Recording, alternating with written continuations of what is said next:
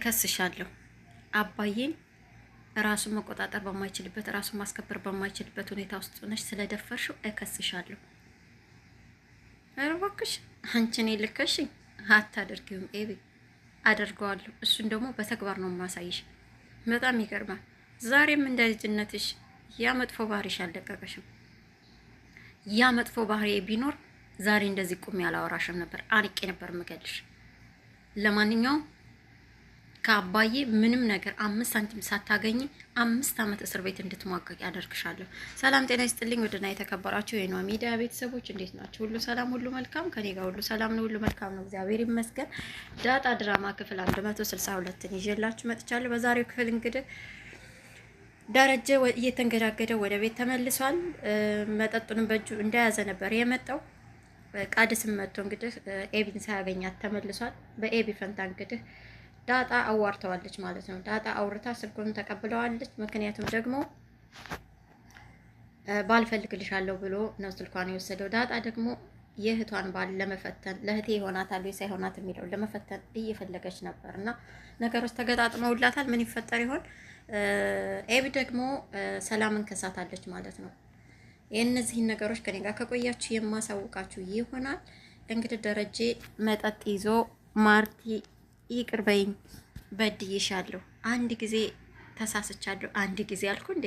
አረ 2 ጊዜ በህይወቴ 2 ጊዜ ተሳስቻለሁ። ግን እኮ በጣም ነው የምወድሽ ማርቲ እያለ እንግዲህ እየተንገዳገደ መጠጡን ይዞ ወደ ክፍሏ ሲገባ በጣም ደነገጠች። ማርቲ አዘነች። ከልቧ ነበር ያዘነችው። ማርቲ ይቅር በይኝ አላት። ደረጀ ሂድና እንግዳ ማረፊያ ሄድ ግባና ተኛ አለችው። አልሄድም ማርቲ አልተኛ። ምን አደርጋለሁ? ድንገት እንኳን ብሞት ይቅር በይኝ፣ እቃ መቃብሬ ላይ ቆመሽ ይቅር ብያለሁ እንድትይኝ ማርቲ፣ በድዬሻለሁ የኔ ቆንጆ፣ በጣም ይቅርታ እያለ በቃ ያኔ በስካር መንፈስ እየተወለጋገደ አንደበቱም እየተኮለታተፈ ይቅርታ ጠይቋታል። ማርቲም እንግዲህ ናታንን ተጣርታ እባክህ ናታን ይሄ ሰውዬ ታሟል፣ ጥሩ ላይ አይደለም ያለው፣ በአስቸኳይ ሆስፒታሉ ሰደው ብላ ከእጁ የያዘው መጠጥም ቀምተዋለች ማለት ነው። እንግዲህ ናታንም አባቱን ይዞ ማለትም ደረጀን ይዞ ወደ ሆስፒታል ሄዷል። አብጌል ደግሞ ወደ ሰላም ሄዳለች ማለት ነው። ከዛ በፊት ግን ለዳጣ ግን የንቺ እናት ማናት? ማለት እናትሽ ማናት? አይ እሱ እንኳን ሚስጥር ነው አለቻት። ሰላምን አለቃትም ሰላምን እከሳታለሁ አለቻት። ሰላምን ልትከሻት አለች ዳጣ። አዎ እከሳታለሁ፣ ግጥም አድርጌ ነው የምከሳት። 5 ዓመት አሳስራታለሁ። ምክንያቱም አባዬን ደፍረዋለች። ባይዘወይ ደፋሪ ለሴት ለወንድ ብቻ አይደለም፣ ሴትም ወንድ ልጅ በማይፈልገውና ራሱ መቆጣጠር በማይችልበት ሁኔታ ውስጥ አስገድዳው ከሆነ የተኛቸው አብራ እንደ ደፈረችው ነው የሚቆጠረው። ስለዚህ 5 ዓመት አሳስራታለሁ። ልጁን ደግሞ እኛ እናሳድገዋል፣ ለአባዬ ይሰጠዋል አለቻት። አይ ጥሩ፣ አንቺ ደግሞ ትመሰክሪያለሽ አለቻት። እንዴ ኤቢ እኔ በሰላምዬ ላይ ልመሰክር አለቻት።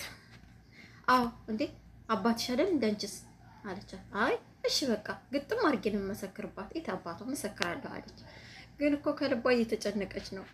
በዚህ መካከል ዳጣ እውነት ለመናገር በጣም ተጨንቃለች። የእናቷን መጥፎ ስራ በሙሉ ያናድዳታል። ግን ደግሞ ያው እናት አይደለች፣ ምን እንደምታረግ ግራ ገብቷታል።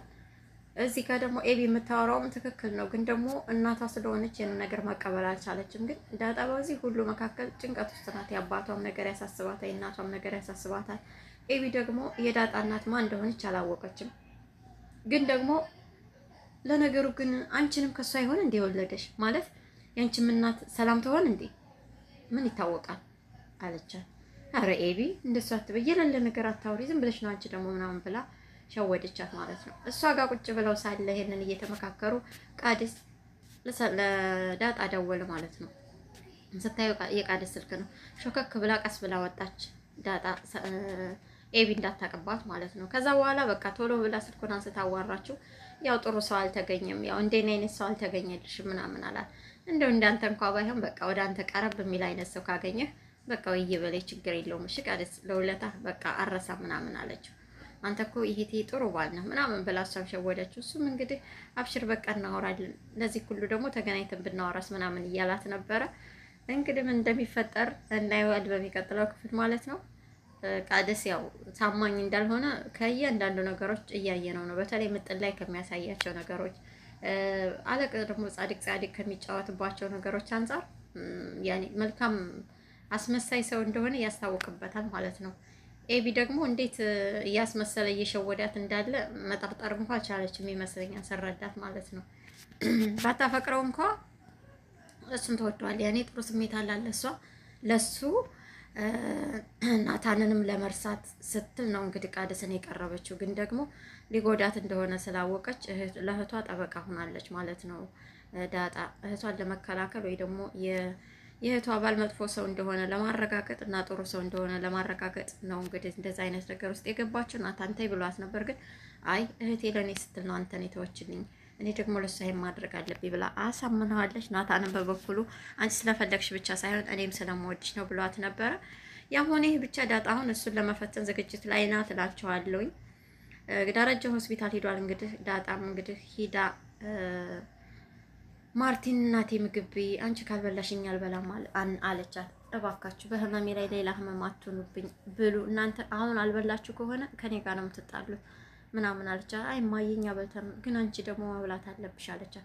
እሺ በኋላ ላይ እበላለሁ፣ አሁን በቃ ሂዱ፣ በተለይ ውሃዬንም ተንከባከቢያት፣ ብሉ ምግብ፣ እባካችሁ ምግብ እምቢ አትበሉ፣ ሂዱ ከዚህ ብላ ዳጣንም ማስወጣቻት። ማረፍ ፈልጋለሁ ብላ ማለት ነው።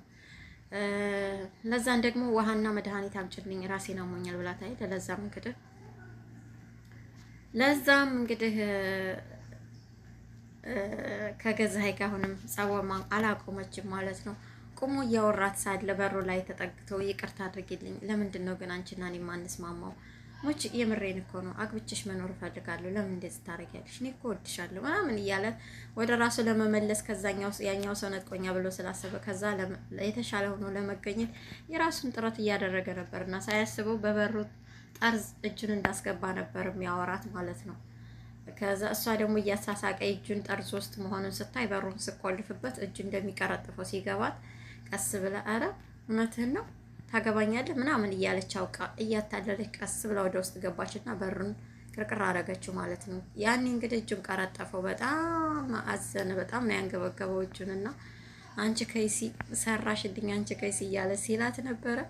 በመጨረሻም እንግዲህ የውጭ የምታወራው ሌላኛው ዘበኛ መጥቶ በር ድረስ እያወራት ነበር። እሷም እንግዲህ መጀመሪያ እሱ ነበር እያወራ የነበረው። ከዛም ሊመታቱ ሲሉ እሷ መጣች። ገዛኸኝን ተቆጥታ ወደ ቤት ካስገባች በኋላ እሷ ወደ ውጭ ወጥታ ስታወራው ነበረ። ይሄም ነገር ደግሞ ለገዛኸኝ ሰላም ነስቶታል። ምንም ደስ አላለውም። ወይኔ መቃጠሌ፣ ድሮስ አንቺን ያመን አንቺ ማትረቢ አንቺ አትረቢ ምናምን ይላል። ግን ደግሞ ይወዳታል። በዛኛው መከዳቱ በጣም ነው ያሳዝነው እና በጣም ተበሳጭቷል። እንደ እያለ እንግዲህ አባቷ ሆስፒታል መሄዱን አብጌል ሰምታለች። እሷም ቀጥ ብላ ወደ ሰላም ቤት ሄዳለች። ሰላምንም አንቺ አባዬን ደፍረሻዋል፣ አባዬን ራሱ መቆጣጠር በማይችልበት ሁኔታ ውስጥ ሆነሽ ነው የደፈርሽው። ልጅ መውለድ የቻልሽው በዛ ምክንያት ነው። ስለዚህ አባዬን በቁሙ እንደደፈርሽው ለህግ አሳልፌ እሰጥሻለሁ፣ እከስሻለሁ። ሰላም አንቺን 5 ዓመት አሳስርሻለሁ። ከአባዬ ምንም አይነት 70 ሳንቲም አታገኝም። ልጁን ደግሞ ለአባዬ ይሰጠዋል፣ አባዬ ያሳድገዋል። ስለዚህ አንቺ 5 ዓመት ሙሉ እስር ቤት ትሟቀቂያታለች። ሰላም ለማዬ ይሄ ነው የሚገባት? እማዬ ለአንቺ ክፉ ሰው ነች? ይሄ ነው የሚገባት ውለታዋ? አንቺ እኛ ቤት ለብዙ ዓመት ኑሮሻል። እማዬ እንደ እህት እንደ ልጅ ነበር የምታይሽ። አንቺ ግን እንደዚህ አይነት ወራዳ ባለጌ ሴት ነሽ። የሚገባሽን ታገኛለሽ። አይ ለማዬ አይገባትም፣ ግን ደግሞ ሁሉም ሰው በራሱ መንገድ ትክክል ነው።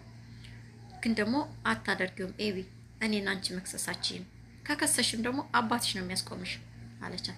እሱን አሳይሻለሁ፣ እኔ በወሬ አይደለም በተግባር አሳይሻለሁ። እሺ ሰላም፣ ለማንኛውም እንኪ ይሄ ወረቀት ተቀበይኝ።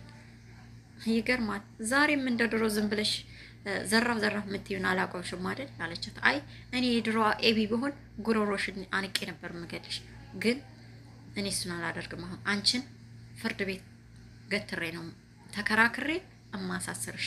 እሱን ደግሞ በተግባር ነው። ወረቀቱን እንኪ ተቀበይ ብላ እንግዲህ ከፍርድ ቤት የተሰጣትን ወረቀት አምጥታ ሰጥታታለች ማለት ነው። እንግዲህ ሰላምም ተቀብላለች። ትንሽ እየፈራች ነበር፣ ግን ደግሞ ተቀብላታለች። ተመልሳ መታለች። እንግዲህ ቤት ከመጣች በኋላ ኤቢ አባቷ ሆስፒታል እንደሆነ ስላወቀች ናታን ሲደውሉለት ስልኩ አያነሳም። ተጨናንቀው ነበረ።